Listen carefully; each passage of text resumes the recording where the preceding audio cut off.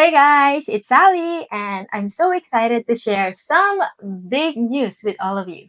For the past months, nag-explore talaga ako ng mga ways on how to help Filipino-Canadian communities here in Canada achieve their dreams. And today, I'm super excited to announce that I'm now officially a licensed mortgage professional. That's right.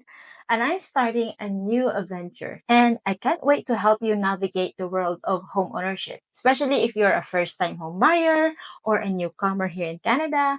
At lahat ng mga mortgage needs ninyo like refinancing, renewals, getting second property or rental properties. Isa rin sa mga dahilan is that passion talaga namin ang real estate. And by becoming a licensed mortgage professional, I can learn so much with regards to financing properties. And of course, the more I know, the more I can share with all of you and the more people I can help. Gagawa ako ng separate channel. This is gonna be Sally, the Mortgage Pinay.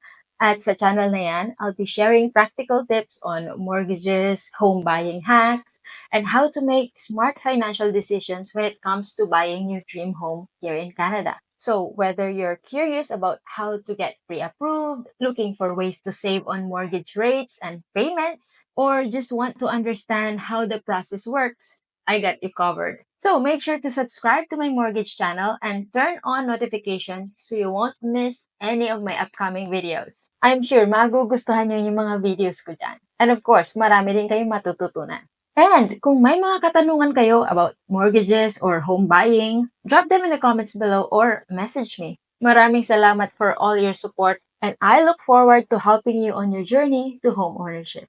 This is just the beginning, and I can't wait to share these new chapters with you all. Until next time, stay tuned and see you in the next video.